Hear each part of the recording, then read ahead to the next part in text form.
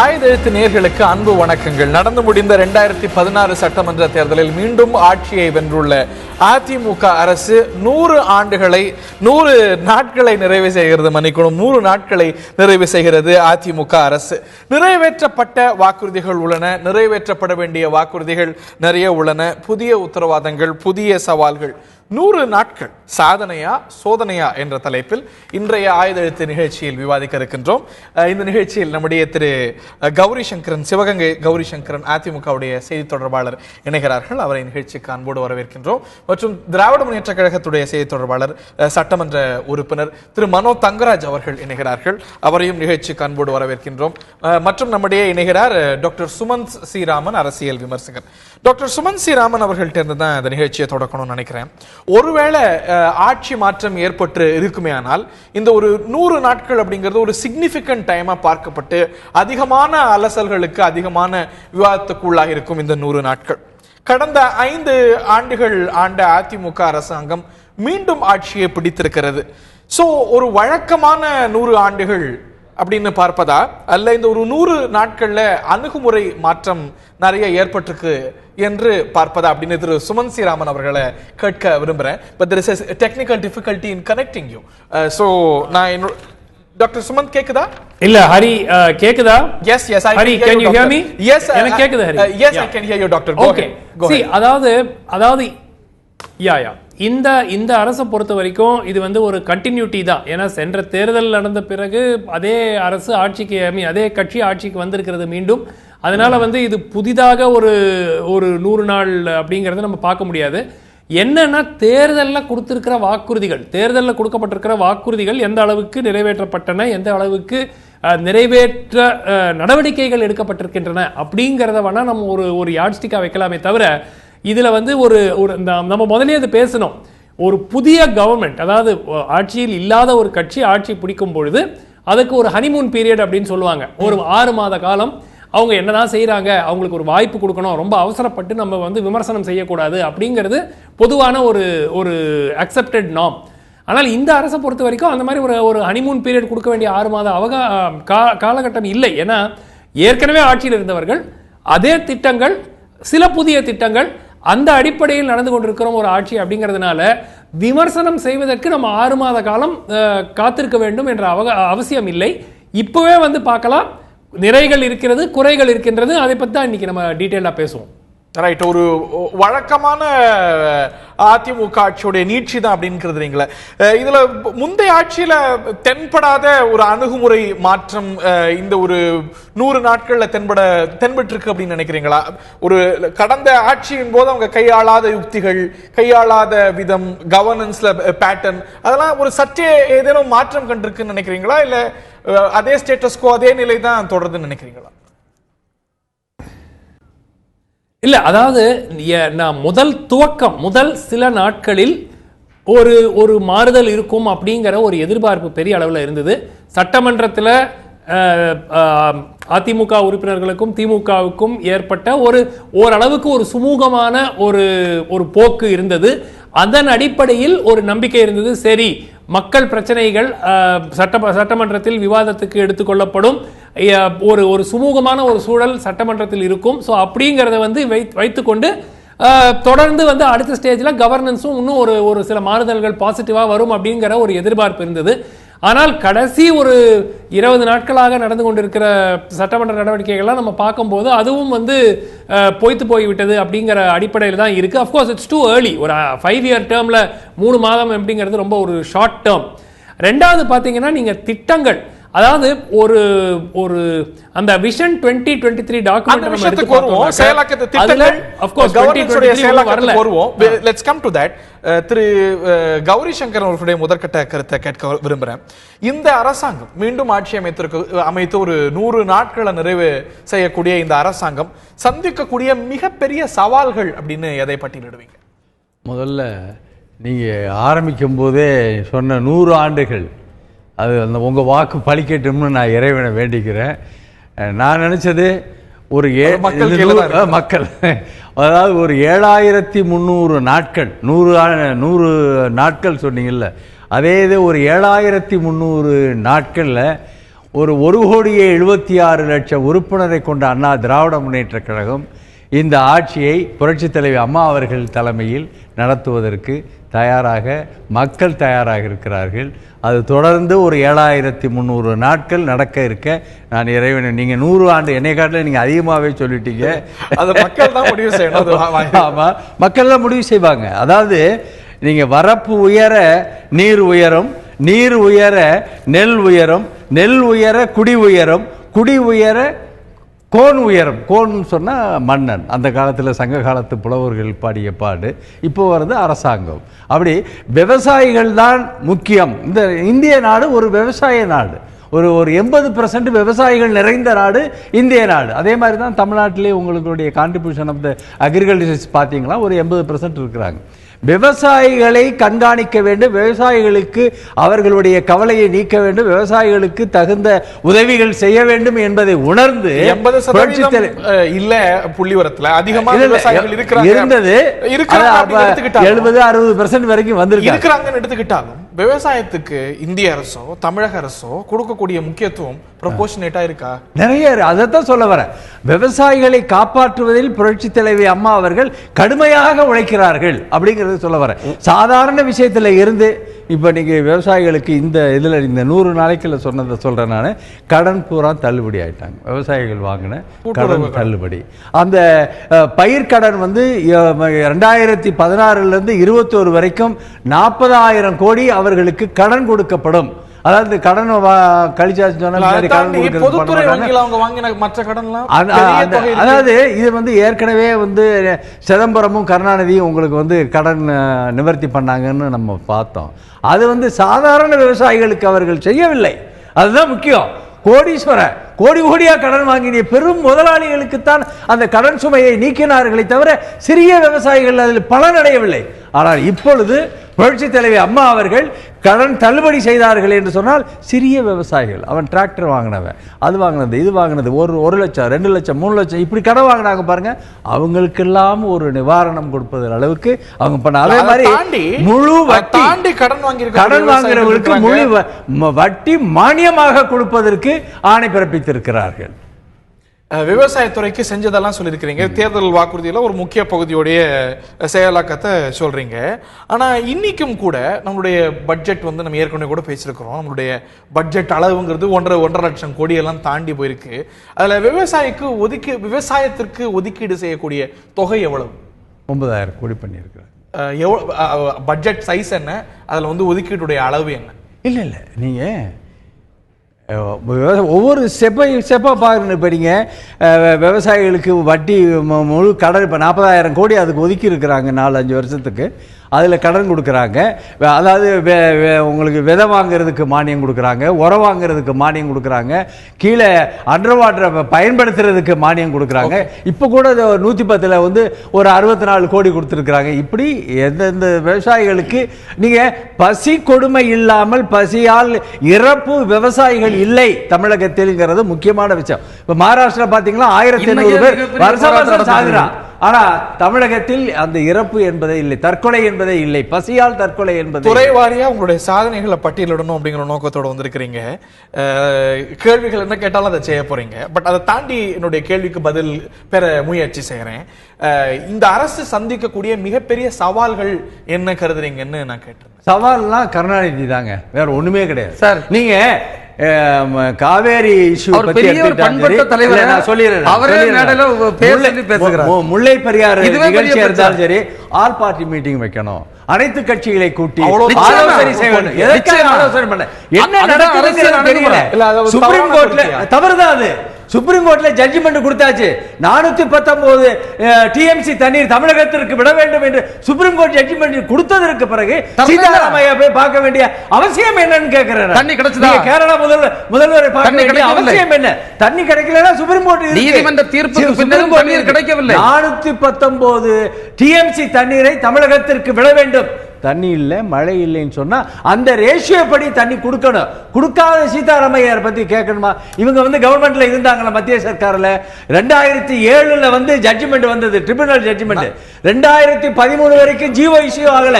அதுக்கு திராவிட முன்னேற்ற கழகம் கருணாநிதி என்ன செய்தார் என்று கேட்கிறேன். எதுவுமே செய்யல. கேள்வியை அரசாங்கத்தை அரசாங்கத்திற்கு செயல்பட விடாமல் முட்டுக்கட்டை போட்டு ஒவ்வொரு ஸ்டேட்மெண்டா ஒரு அரசாங்கத்துக்கு வேற நீதிமன்றத்திற்கு செல்வது கவர்மெண்ட்டுக்கு உதவி செய்யவில்லை. ஏன் அனைத்து கட்சி கூட்டவில்லை? மிகப்பெரிய அனைத்து கட்சி ஏன் தயங்குகிறது? அவசியமே கிடையாது. ஏன் அதற்கு தைரியம் வரவில்லை? ஜட்ஜ்மெண்ட் கையில இருக்கும் பொழுது இல்ல இந்த அரசுக்கு இருக்கக்கூடிய ஒரு பெரிய சவால் அப்படின்னு இதை மட்டும் இப்படி சுருக்கிட முடியும். பெரிய சவால் இவர் நித்த விடுற இந்த ஸ்டேட்மெண்ட் தான் கன்ஃபியூஸ் பண்ணுது மக்களை. ஆமா, ஒருவேளை ஆல் பார்ட்டி பண்ணா அது பிரச்சனை தீந்துருமோ நினைக்கிறான். ஆல் பார்ட்டி மீட்டிங் தேவையில்லை என்பதை மக்கள் உணர்ந்து கொள்ள வேண்டும். சுப்ரீம் கோர்ட்ல ஜட்ஜ்மெண்ட் கொடுத்திருக்கான். 419 டிஎம்சி தமிழகத்திற்கு விட வேண்டும். ஜட்ஜ்மெண்ட் இருக்குல்ல, திரும்பவும் நம்ம கவுண்டருக்கு தான் போகணும். நீ சொன்ன அவங்க செய்யல கேட்டுக்கிறோம். ஆனா அந்த ஒரு செயலாக்கத்தை உறுதி செய்யறதுக்கு we are all together ஒத்த கருத்தை கூட ஒருமித்த குரலா நாங்க வலியுறுத்துறோம் அப்படின்னு சொல்லக்கூடிய ஒரு too late sir, too late. இந்த நாட்டிற்கு பல்வேறு தீர்வுகள் அரசியல் மூலமாக தான் பெறப்பட்டிருக்கிறது. முன்னாடி நீதிமன்றம் என்பது பலமுறை போயிருக்காரு. அங்கே பட்டேல் சீஃப் மினிஸ்டரா இருக்கும்போது போய் அவர் போட்ட தொப்பியை வாங்கிட்டு வந்திருக்காரு. ஆனால் காரியம் நடக்கவில்லை. காவிரி விவகாரம் குறித்து நீட்சியில நம்ம விரிவா பேச போறோம். Let's reserve that for that. நான் உங்ககிட்ட கேட்க வேண்டிய கேள்வி திரு மனோ தங்கராஜ், இந்த ஒரு 100 நாட்கள்ல வரவேற்கத்தக்க அம்சம் எதுவுமே இல்லை அப்படின்னு இருக்கிறதுக்கு வாய்ப்பு இல்லை. ஒரு அணுகுமுறை மாற்றம் இல்ல ஒரு வரவேற்கத்தக்க அம்சம் என்று ஏதேனும் குறிப்பிட்டு சொல்ல முடியும் அப்படின்னா திமுக எதை சொல்லும்? நீங்க ஒரு அணுகுமுறை மாற்றம் இருக்கிறதா என்று கேட்டீர்கள். நான் இதை எப்படி பார்க்கிறேன் என்று சொன்னால், சட்டமன்றத்திற்கு உள்ளே சட்டமன்றத்திற்கு வெளியே. சட்டமன்றத்திற்கு உள்ளே இவருடைய அணுகுமுறை மாறி இருக்கிறதா என்று சொன்னால் கடுகளவு கூட மாறவில்லை. சென்ற முறை எதிர்க்கட்சிகளை பேச விடவில்லை. எதிர்க்கட்சி உறுப்பினர்கள் கூண்டோடு வெளியேற்றப்பட்டார்கள். நீதிமன்றமே அதற்கு அதை தீர்ப்பு எதிராக வழங்கி இருக்கிறது. அதெல்லாம் நமக்கு தெரிந்த விஷயம். இந்த முறையும் அதே கதை தொடர்கிறது. 79 திமுக உறுப்பினர்கள் வெளியேற்றப்படுகிறார்கள். கேள்வி நேரம் குறைக்கப்படுகிறது. கேள்வி கேட்பதற்கு வாய்ப்புகள் தரப்படுவதில்லை. கவனஈர்ப்பு தீர்மானங்கள், ஒத்திவைப்பு தீர்மானங்கள், இவை போன்றவை எல்லாம் அங்கு அங்கீகரிக்கப்படுவதில்லை. இன்றைய தினம் கூட இன்றைக்கு நடைபெறுகின்ற தமிழகம் தழுவிய போராட்டத்திற்கு, விவசாயிகளுடைய போராட்டத்தை கவனஈர்ப்பு தீர்மானம் கொண்டு வர வேண்டும் என்று சொன்ன நேரத்தில் அதை ஏற்றுக்கொள்ளவில்லை. எனவே அங்கு ஜனநாயகம்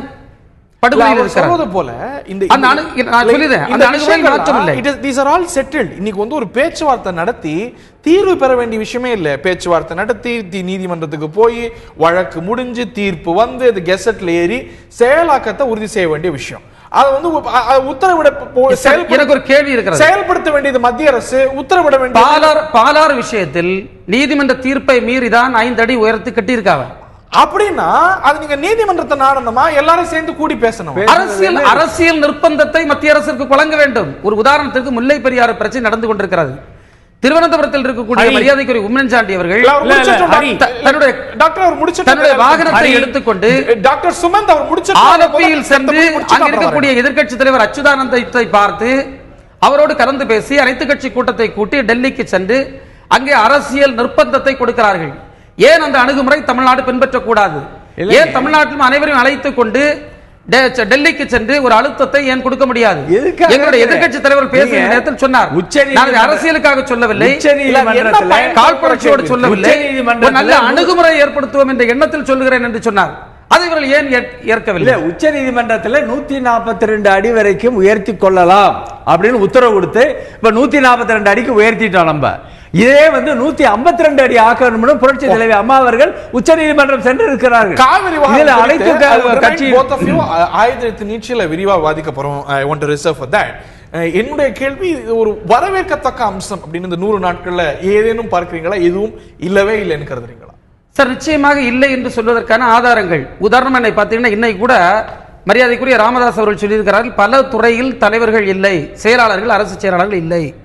அதை பற்றி அண்மையில் பத்திரிகையில் செய்தி வந்தது, காவல்துறை தலைமை தடுமாறுகிறது, அங்கே லீடர்ஷிப் கிரைசிஸ் இருக்கிறது என்று சொன்னார்கள்.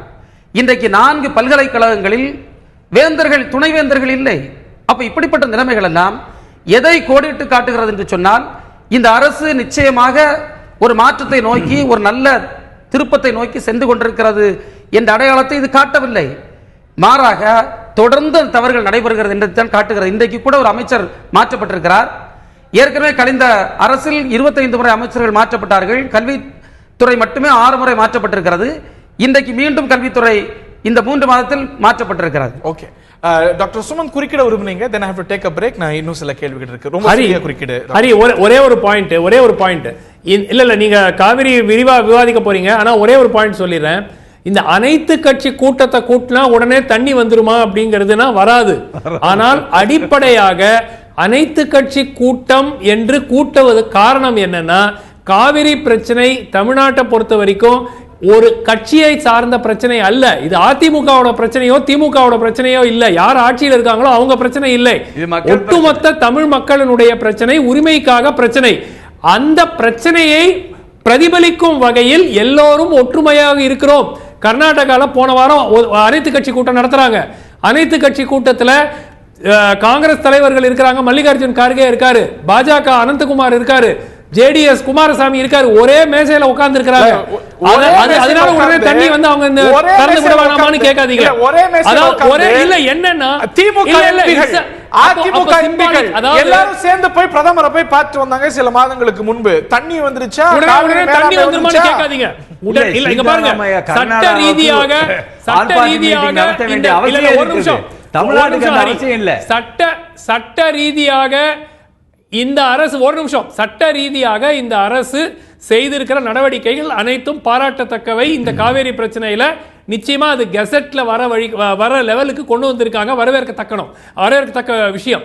ஆனால் அதனால வந்து இன்னைக்கு ஒரு சிக்கல் இருக்கும் போது அனைத்து பிரதிநிதிகளையும் கூட்டி ஒரு கூட்டம் வைப்பதில் எந்த விதமான ஒரு தவறும் இல்லை. அதனால வந்து அரசுக்கு ஒரு நஷ்டமா இல்ல அனைத்து கட்சி கூட்டம் வச்சதுனாலதான் நீர் வந்துச்சுன்னு உடனே திமுக சொல்ல போறாங்களா? எப்படி ஒரு சேர்ந்து வலியுறுத்தும் போது அது இன்னும் அழுத்தத்தை கொடுக்குது, அரசியல் ரீதியாக அழுத்தத்தையும் மத்திய அரசுக்கு கொடுக்குது அப்படிங்கிற ஒரு பார்வை இருக்கு. நிச்சயமா அச்சுதானந்தன் உமன் சாண்டி ஒன்னா போறாங்க. ஏன் போறாங்க?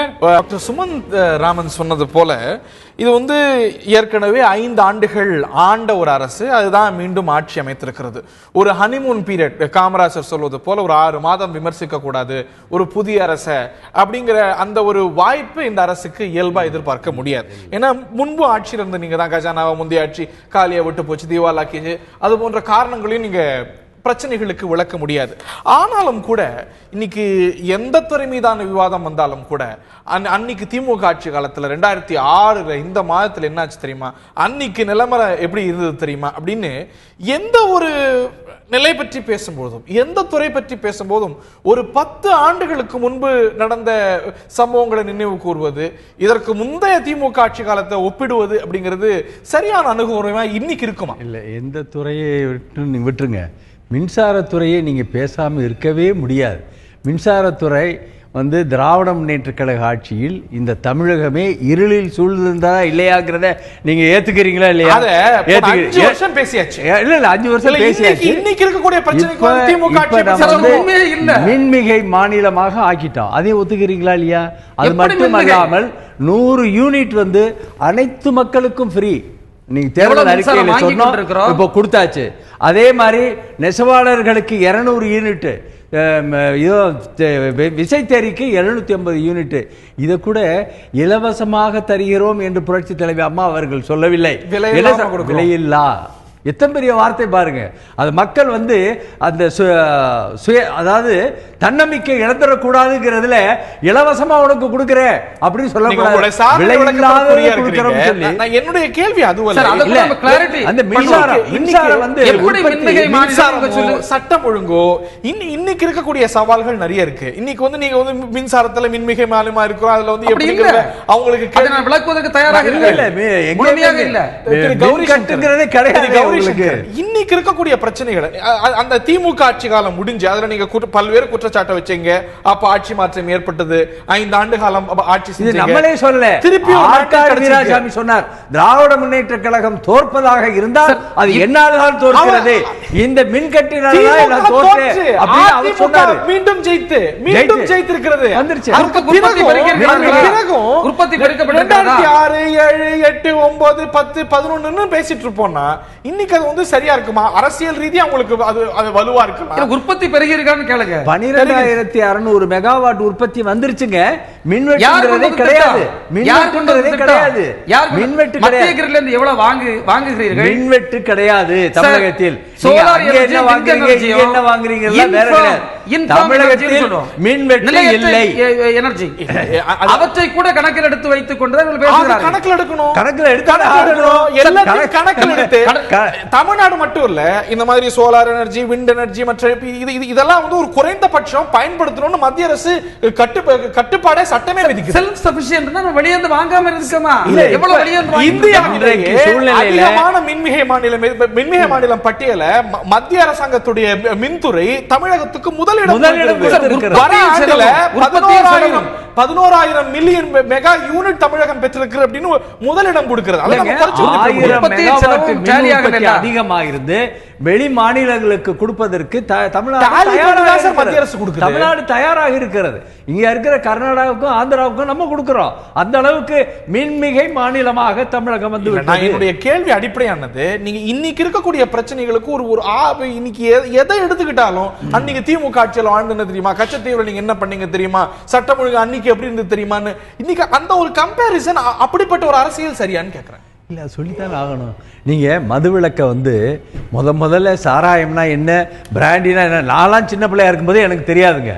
71 கருணாநிதி வந்து அதை ஓபன் பண்றாரு. தெரிஞ்சது 71 அது டேஸ்ட் பயன்படுத்தி மக்களை இப்ப இந்த மதுவிலக்கை படிப்படியாக குறைச்சாச்சு. 800 கோடி ரூபாய் இந்த ஆண்டு முதல்ல 2 மணி நேரம் குறைச்சோம். 500 கடையை மூடி இருக்கிறோம். இன்னொரு 1000 கடை மூட டாக்டர் சுமந்த், இந்த அணுகுமுறை சரின்னு நினைக்கிறீங்களா? இன்னைக்கு இருக்கக்கூடிய பிரச்சனைகளை விவாதிக்கும் பொழுது முந்தைய ஆட்சியில் எப்படி இருந்தது, அதற்கு திமுக ஆட்சியில் என்ன செய்யப்பட்டது, அதற்கு முந்தைய ஆட்சியில் எப்படி இருந்தது, எம்ஜிஆர் என்ன செஞ்சார், கருணாநிதி என்ன செஞ்சார் அப்படிங்கிற இப்படி இந்த விவாதம் அப்படிங்கிறது, இந்த ஒரு போக்கு அப்படிங்கிறது ஆரோக்கியம் நினைக்கிறீங்களா? இல்ல to put it in perspective, நீங்க ஒப்பீட்டு அளவுல ஒரு விஷயத்தை பேசினா பிரச்சனையாக நிச்சயமா வந்து இது வந்து மக்கள் இல்ல ஹரி, ஃபர்ஸ்ட் ஆஃப் ஆல் இது வந்து ஒரு கன்ஸ்ட்ரக்டிவ் ஆர்குமெண்டே கிடையாது. திமுக அட்லீஸ்ட் ஒரு 2 ஆண்டுகளுக்கு முன்பு திமுக ஆட்சியில் இருந்துட்டு போனாலாவது 2 ஆண்டுகளுக்கு முன்பு இப்படி இருந்துச்சு, இப்படி பண்ணவங்கலாம் 2006 2007 எப்படி இருந்துச்சுங்கிறத வச்சுக்கிட்டு இப்போ அதை வந்து ஒரு கம்பேரிசன் பண்றதுல ஒரு மக்களை என்ன கேட்பாங்க, 5 ஆண்டு காலம் இதே ஆட்சி தானே தொடர்ந்து இருக்குது, இந்த ஆட்சி உங்களுடைய ஒப்பிடுங்க, நீங்க 2014 என்ன ஆச்சு, 15க்கு என்ன ஆச்சு, அந்த நம்பர்ஸோட கம்பேர் பண்ணலாமே தான் மக்கள் எதிர்பார்ப்பாங்களே தவிர, நீங்க வந்து 2006 அடிப்படையாக திமுக ஆட்சி மேல் மக்கள் அவ்வளவு திருப்தி இருந்தா திமுக ஓட்டு போட்டிருக்கலாமே. அந்த வாதம் வந்து நீங்க தொடர்ந்து அதை வைத்துக் கொண்டிருக்கிறது. திமுக ஆட்சி மீது அதிருப்தி இருந்ததுனால தான் அதிமுக ஓட்டு போட்டாங்க மக்கள் 2011. சோ அந்த அடிப்படையில் தொடர்ந்து திமுகவை வைத்து ஒரு அந்த yard stick is not DMK உடைய பெர்ஃபார்மன்ஸ் மட்டும் யார்ட் ஸ்டிக்கா கிடையாது. நம்மளுடைய கெப்பாசிட்டியை நம்ம பயன்படுத்துறோமா, நமக்கு தேவையான வளர்ச்சி இருக்கிறதா அப்படிங்கிற அடிப்படையில் நம்ம பார்க்கணுமே தவிர திமுக என்ன பண்ணாங்கிறது மக்கள் வந்து அந்த மாதிரி நிச்சயமா பார்க்கலைங்க. நீங்க இந்த ஸ்டாட்டிஸ்டிக்ஸ் நீங்க தொடர்ந்து நீங்க கொடுத்துட்டு இருக்கலாம். ஆனா மக்கள் வந்து 2006 என்ன நடந்துச்சு, 7 என்ன நடந்துச்சு, மின் துறையில ஓரளவுக்கு உண்மை. ஏன்னா பவர் கட் ரொம்ப மக்களை பயங்கரமா பாதிச்சது, அதனால அதை ஞாபகம் வச்சிருப்பாங்க. பட் எல்லா துறையிலும் நீங்க விவசாய துறையில வளர்ச்சி வந்து 2.3 இப்போ வந்து 2.6 சொல்றதுல வந்து அது வந்து மக்களுக்கு எந்த விதமான ஒரு பெரிய ஒரு பயனும் இல்லை. நான் சொன்னேன், நான் மத்த எந்த துறையை கம்பேர் பண்ணாட்டாலும் மின்துறையை கம்பேர் பண்ணி தான் ஆகணும் அப்படிங்கிறது. அது வந்து இப்போ நீங்க புள்ளி விவரங்கள் அவர்தானே தெரிவிக்குது. மின்துறையில கூட ஒரு பெரிய மிகப்பெரிய கடன் ஏற்பட்டிருக்கு இல்லையா? ஓகே, திரு மனோ தங்கராஜ், ஒரு புள்ளி விவரங்கள் இன்னைக்கு ஒரு என்சிஆர்பி உடைய புள்ளி விவரங்களோ இல்லாட்டி மற்ற மத்திய அரசு புள்ளி விவரங்களோ, அந்த புள்ளி விவரங்கள் அடிப்படையில் அவங்க சொல்றாங்க ஒப்பீட்டளவில் அவங்களுக்கு அட்வான்டேஜஸா இருக்கு அப்படிங்கும்போது ஒப்பீட்டளவில் நாங்க சிறப்பா இருக்கோம் அப்படின்னு விளக்க வேண்டிய அரசியல் தேவை.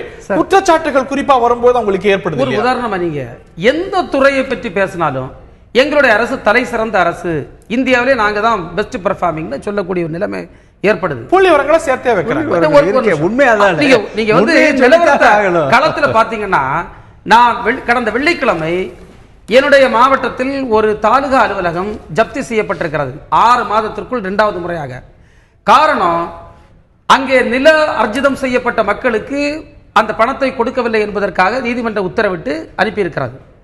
அந்த தாலுகா அலுவலர்கள் இது குறித்த தகவலை அரசுக்கு அனுப்பியிருக்கிறார்கள், நீதிமன்றம் ஜப்தி செய்ய இருக்கிறது என்று. ஆனால் 2 முறை அந்த அலுவலகம் ஜப்தி செய்யப்பட்டிருக்கிறது 6 மாதத்திற்குள். கன்னியாகுமரி மாவட்டத்தில் மட்டும் 30 பேருந்துகள் நீதிமன்றம் இன்றைக்கு ஜப்தி செய்து வைத்திருக்கிறது. ஏனென்றால் அங்கு விபத்திற்குள்ளான மக்களுக்கு இழப்பீடு வழங்கவில்லை என்று. இப்படி ஒவ்வொரு துறையும் என்னால் சொல்ல முடியும். அத்தனை துறையும் இன்றைக்கு கட்டுப்பாட்டை இழந்து இன்றைக்கு ஒரு கோமா நிலையில் இருக்கிறது யாரும் மறக்க முடியாது. இந்த மாதிரி பிரச்சனைகள் இருக்கிறதுக்கு வாய்ப்பு உண்டு. குறிக்கக்கூடிய இந்த ஒரு லார்ஜர் பிக்சர், இந்த ஒரு புள்ளி விவரங்கள்ல தெரியும். அந்த ஒப்பீட்டு அளவுல சொல்றாங்க, தேசிய அளவுல சொல்றாங்க, மற்ற மாநிலங்களை ஒப்பிட்டு சொல்றாங்க, பல தருணங்கள்ல முந்தைய திமுக ஆட்சியை ஒப்பிட்டு சொல்றாங்க. குறிப்பா எதிர்வரிசையில ஒரு பிரம்மாண்டமா நீங்க எழுந்து ஒரு குற்றச்சாட்டு வைக்கும் பொழுது உங்களுக்கு பதில் சொல்லும் போது உங்களுடைய கிரெடென்ஷியல்ஸ், உங்களுடைய ஆட்சி காலத்துல இருந்து சொல்றதும் அவசியமாகுது இல்லையா சார்? மரியாதைக்குரிய சுமன் அவர்கள் அழகாக சொன்னார்கள். நான் ஒரு கருத்தை சொல்கிறேன். இன்றைக்கு காலையில சட்டமன்றத்தில் இந்த விவசாய போராட்டத்தை குறித்து ஒத்திவைப்பு தீர்மானம் வைக்க வேண்டும் என்ற கோரிக்கையை நாங்கள் வைக்கின்றோம். 2ஐ அடிப்படையாக கொண்டு. அதே அப்போது பேசிய எங்களுடைய மரியாதைக்குரிய எதிர்க்கட்சி தலைவர் அவர்கள் கூட சொன்னார்கள், நீங்கள் நீதிமன்றத்தை அணுகுவதை நாங்கள் எதிர்க்கவில்லை, நீதிமன்ற அணுகுமுறையை நாங்கள் ஏற்கின்றோம், ஆனால் அரசியல் அணுகுமுறை இருக்க வேண்டும், அதற்காக அனைத்து கட்சி கூட்டத்தை கூட்ட வேண்டும் என்ற கோரிக்கை வைத்த நேரத்தில் கூட பதில் சொல்லுகின்ற அமைச்சர் அதை பற்றி பேசாமல் அவர் சொல்லுகிறார் 1972 இதற்கு பின்னால் தான் தண்ணீர் திறக்கப்பட்டது, 1996 இதற்கு பின்னால் தான் தண்ணீர் திறக்கப்பட்டது. தண்ணீர் திறக்கப்பட்ட வரலாற்றை பற்றி நாங்கள் பேச வரவில்லை. இன்றைக்கு கொதித்துக் கொண்டிருக்கக்கூடிய பிரச்சனைக்கு அரசு என்ன அணுகுமுறையை கையாளப் போகிறது என்ற கேள்விக்கு இந்த ஒப்பீட்டு கணக்குகளை சொல்லுவது எந்த விதத்தில் நியாயம் என்பது என்பவர்களுடைய கோரிக்கை. டாக்டர் ஒரு சிறிய குறுக்கீடு என்று டாக்டர் திரு கௌரி சங்கரன். ஹரி ஒரே ஒரு பாயிண்ட், நீங்க முன்னாடி அதாவது கொடுத்திருக்கிற வாக்குறுதிகள் அடிப்படையில நீங்க வந்து கம்பேரிசன் பண்றது தப்பே கிடையாது. அதாவது ஒரு உதாரணத்துக்கு நான் சொல்றேன், இந்த மோனோ ரயில் திட்டம் முதல்ல 2006 இருந்து பேசப்பட்டிருக்கிறது. இன்னைக்கும் வெறும் அது ஒரு அறிக்கை லெவல்ல தான் இருக்கிறது.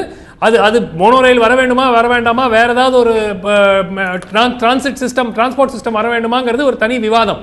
ஆனால் அடிப்படையாக இந்த அரசு கொடுத்திருக்கிற அறிவிப்புகளை அவர்கள் தீர்த்து வைத்திருக்கிறார்களா அப்படிங்கறது பார்க்கிறது will be more meaningful.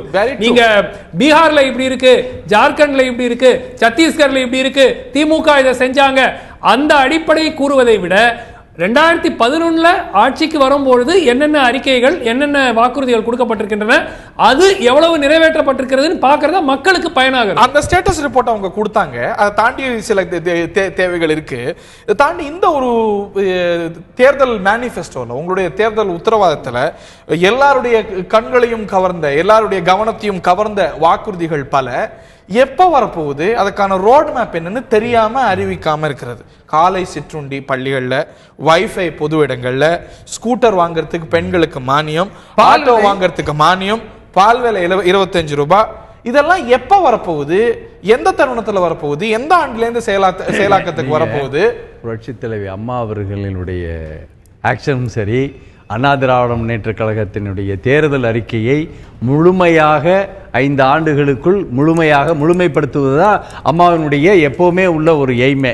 அதில் சந்தேகமே பண்ணலாம். இப்போ கல்வி கடன் வங்கிகளுக்கு செலுத்த வேண்டும் என்பதை இப்போ 5200 கோடி 4 கிராம் தங்கமா இருந்தது 8 கிராம் தங்கத்துக்கு தாலி வழங்கி உலமா ஓய்வூதியத்தை 1000 ரூபாயிலிருந்து 1500 ரூபாய் பண்ணியிருக்கோம்.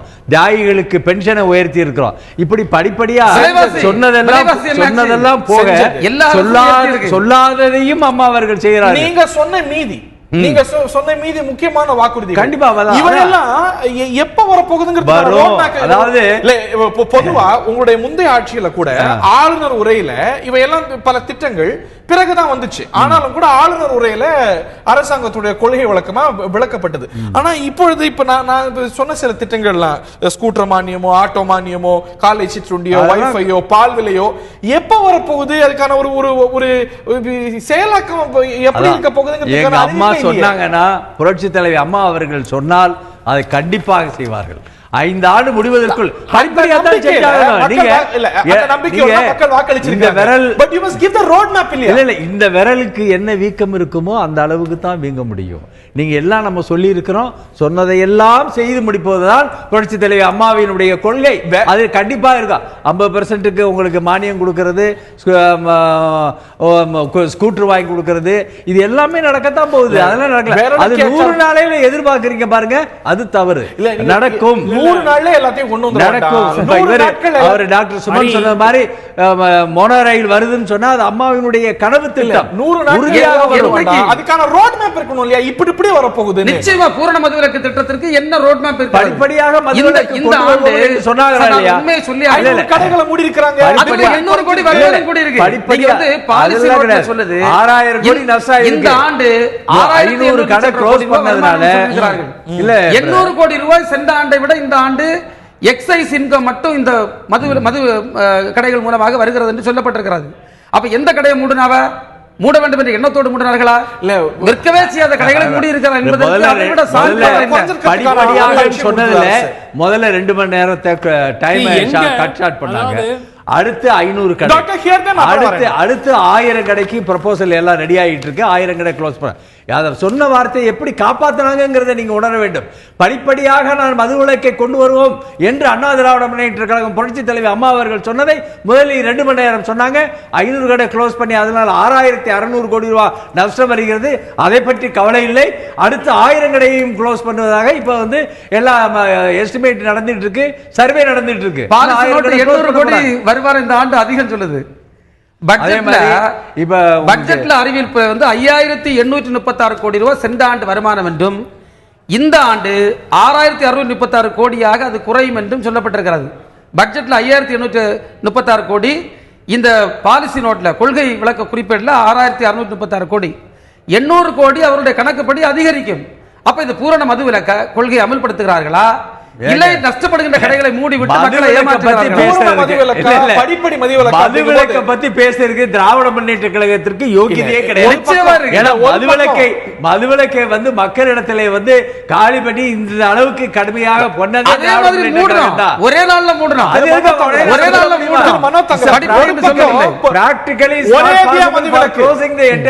ஒரேதியா மதுவிலக்கு அப்படின்னு சொன்னது நீங்க. படிப்படியா கொண்டு வருவோம்னு மக்கள் மன்றத்துக்கு அவங்க போனாங்க. மக்கள் அங்கீகரிச்சதுங்கிறது படிப்படியான மதுவிலக்கு. அவங்க உங்க தேர்தல் வாக்குறுதிகளை அவங்க நிறைவேற்ற முடியாது, அவங்க வாக்குறுதிகளை அவங்க நிறைவேற்ற முடியும். இல்ல நீங்க சொன்ன மாதிரி குறைந்தபட்ச ஒரு செயல் திட்டம். டாக்டர் சுமந்த், அதாவது முதல் கட்டமாக அரசு கொடுத்திருக்கிற வாக்குறுதி படிப்படியான மதுவிலக்குல அந்த அடிப்படையில் 2 மணி நேரம் ஒர்க்கிங் ஹவர்ஸ் குறைச்சது, 500 கடைகள் மூடப்பட்டது. இந்த அடிப்படையில் பெருமளவில் வருவாய் குறையாது, இது அரசுக்கும் தெரியும். ஏன்னா அருகாமையில் இருக்கிற மதுக்கடைக்கு மக்கள் சென்று விடுவார்கள். இது வந்து பெரிய அளவில் ஒரு ரெவென்யூ குறைக்கிறதுக்காக இது செய்யப்பட்டது என்று நான் எண்ணவில்லை. அடுத்து தொடர்ந்து 500ங்கிறது 1000 ஆகி 1000 1500 ஆகி 2000 ஒரு டிப்பிங் பாயிண்ட் வரும்போது தான் உங்களுக்கு ரெவென்யூ குறைய ஆரம்பிக்குமே தவிர 500 வந்து இன்னொரு 500 கடை மூணா கூட பெரிய அளவில் வருவாயில குறையாது. So at least access availability of alcohol வந்து குறைக்கிறாங்க அப்படிங்கறத வந்து அந்த அடிப்படையில் அது பாராட்டணும். தேர்தலில் கொடுத்த வாக்குறுதியை நிறைவேற்ற தொடங்கி இருக்கிறாங்கன்னு சொல்லணும். ரெண்டாவது, இந்த சமூக நல திட்டங்கள் தொடர்ந்து 2011 ஆட்சிக்கு வந்த பிறகிலிருந்து இன்று வரை சமூக நல திட்டங்கள்ல சோசியல் வெல்ஃபேர்ல பெரும் அளவில் இந்த அரசை பாராட்ட வேண்டியதுதான் இருக்கு. குறைகள் அவ்வளவு இல்லை. எங்கு பிரச்சனை வந்திருக்கிறதுனாக்க இன்ஃப்ராஸ்ட்ரக்சர், அடிப்படை கட்டமைப்பு திட்டங்கள், மிகப்பெரிய திட்டங்கள், பெரிய திட்டங்கள் வந்து போதுமான வேகமுடன் நிறைவேற்றப்படவில்லை அப்படிங்கிற ஒரு பெரிய குறைதான் இருக்கிறதே தவிர அது வந்து நம்ம ஒரு சிம்பிள் உதாரணம் மெட்ரோ ரயிலே எடுத்துக்கோம். மெட்ரோ ரயில் போன்ற கிட்டத்தட்ட 2 ஆண்டுகளுக்கு அதிகமாக டிலேல ஓடிட்டு இருக்கிற ஒரு திட்டம் பல ஆயிரம் கோடி அதிகமாக செலவாயிருக்கிறது. ஸோ இந்த மாதிரி பெரிய பெரிய திட்டங்கள் தாமதமாகின்றன. தொழில்துறை பெரிய அளவில் ஒரு வளர்ச்சி அடைந்திருக்கிறதா, இந்த ஏரியாஸ்ல வந்து தான் அரசு கான்சென்ட்ரேட் பண்ணோம் அப்படின்னு நினைக்கிறோமே தவிர இந்த சமூக நல திட்டங்களை நல்லா திறமையா செய்யறாங்க. நிச்சயமா இந்த தேர்தலில் கொடுத்திருக்கிற வாக்குறுதிகள் பெரும்பாலான அந்த சமூக நல ரீதியான வாக்குறுதிகள், இந்த பென்ஷன் ரைஸ் பண்றது, மானியம் கொடுக்கிறது, இதெல்லாம் நிச்சயமா செஞ்சு முடிப்பாங்க அப்படிங்கிறது எனக்கு சந்தேகமே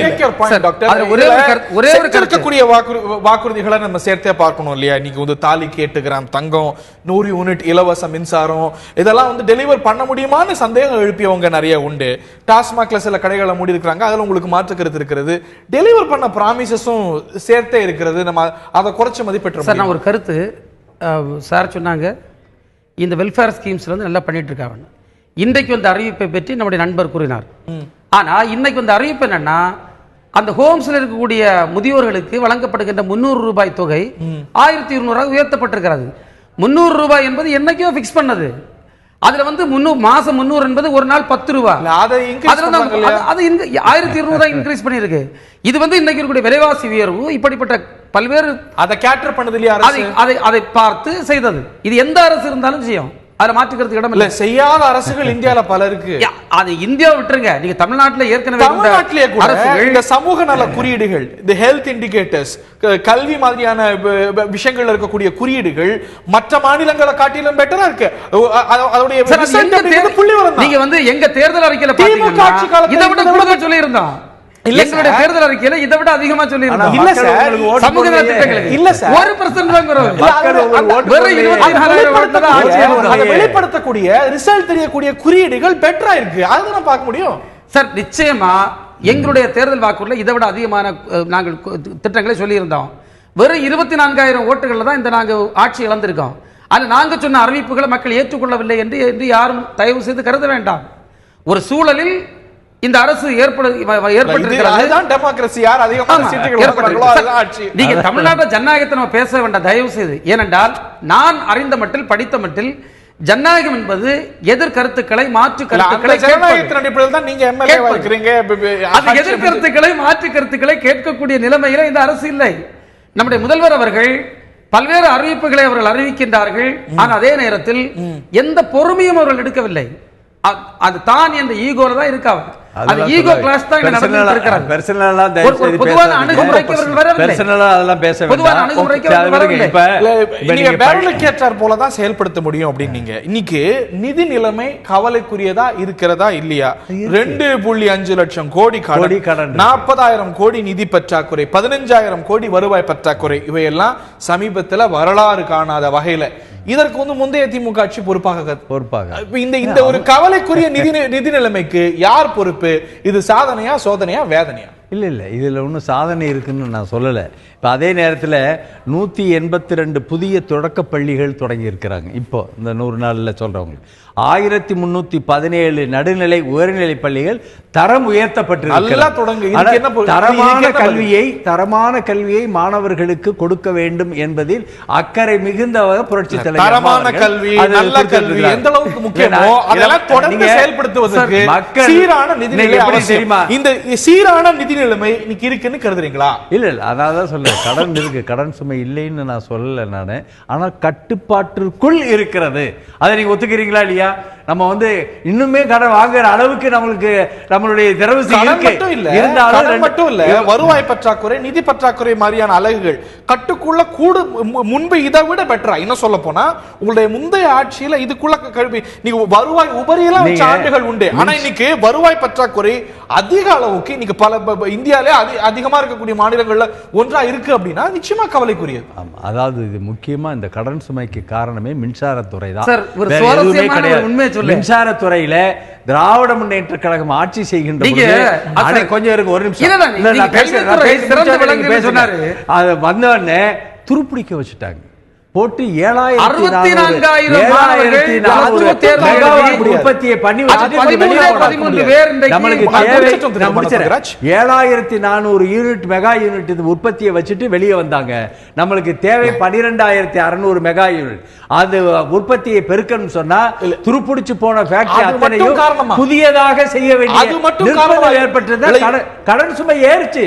அப்பவே இவங்க 50,000 கோடி கடனை வச்சுட்டு அவங்க வெளியே போனாங்க. எத்தனையோ தொழிற்சாலைகள் மூடப்பட்டிருக்கிறது. எத்தனையோ தொழிற்சாலைகள் மூடப்பட்டிருக்கிறது. வாரியத்துக்கு மட்டும் 48 எத்தனையோ தொழிற்சாலைகள் வச்சிருந்தா இவங்க வெளியே போனாங்க. அதை மறக்க முடியுமா? எந்த தொழிற்சாலை மூடப்பட்டது? சிறு குறு தொழிற்சாலைகள் மூடப்பட்டிருக்கிறது. சிறு குறு தொழிற்சாலைகள் பல்வேறு பகுதிகள். சிறு குறு தொழிற்சாலைகளை பொறுத்த வரைக்கும் இந்தியாவிலே அதிகமா தமிழ்நாட்டில் அதிகமா நம்பர் இருக்கிறான். அது மட்டும் நம்பர் இதை விட அதிகமான இருந்த அதிகமா ரெஜிஸ்டர் இன்னைக்கு அது குறைந்திருக்கிறது. அதெல்லாம் குறையல இல்ல சார், திமுக ஆட்சி காலத்துல இருந்ததை விட சிறு குறு தொழிற்சாலைகள் அதிகமா பெருகி இருக்கு.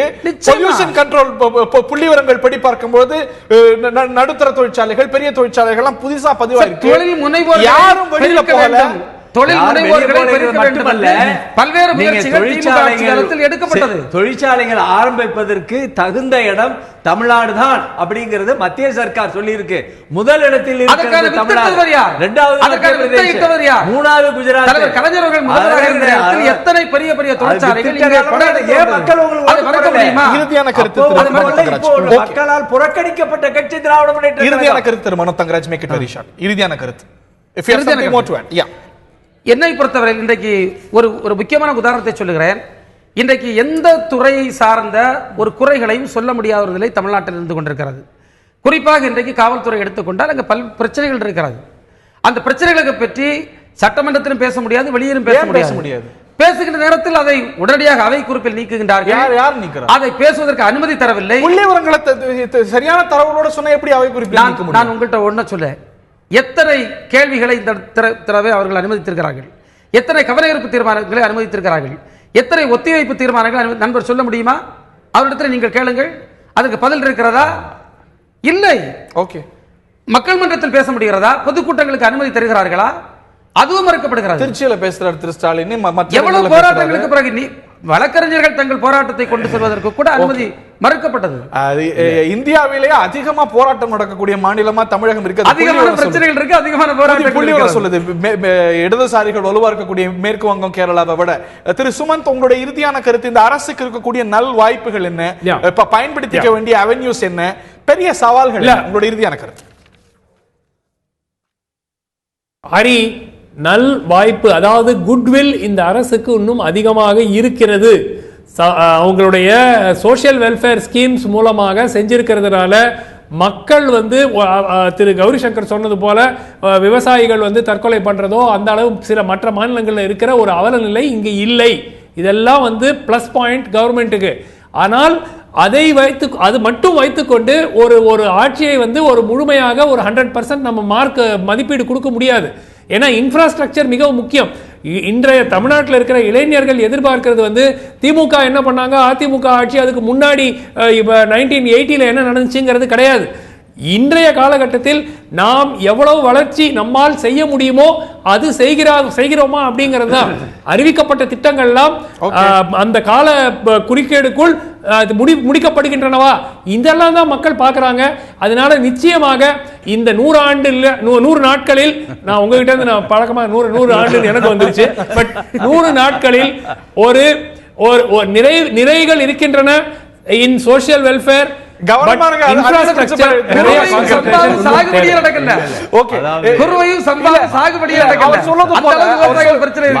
மற்ற மாநிலங்களை விட ஒரு பெட்டர் கவர்மெண்டா இருக்கலாம். ஆனா பெஸ்ட் கவர்மெண்டா இருக்கிறதுக்கான வழி பார்க்கணுமா? திமுகவோட பெட்டரா இருக்கேன், பீகாரோட பெட்டரா இருக்கேன், அண்டை மாநிலத்தோட பெட்டரா இருக்கேன்னு பார்க்கணுமா? should we aim for the best government or better government?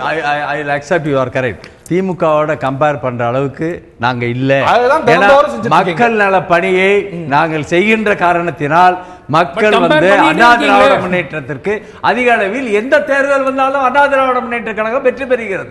மக்களால் ஒதுக்கப்படுகின்ற கட்சி 24,000 ஓட்டு தான் கூடுதல் வாங்கி ஆட்சி அமைச்சிருக்கிறார்கள். கட்சி திராவிட முன்னேற்ற அவங்கள காட்டிலும் குறைவா வாக்குகள் வாங்கி ஆட்சி அமைச்சாங்க 2006ல.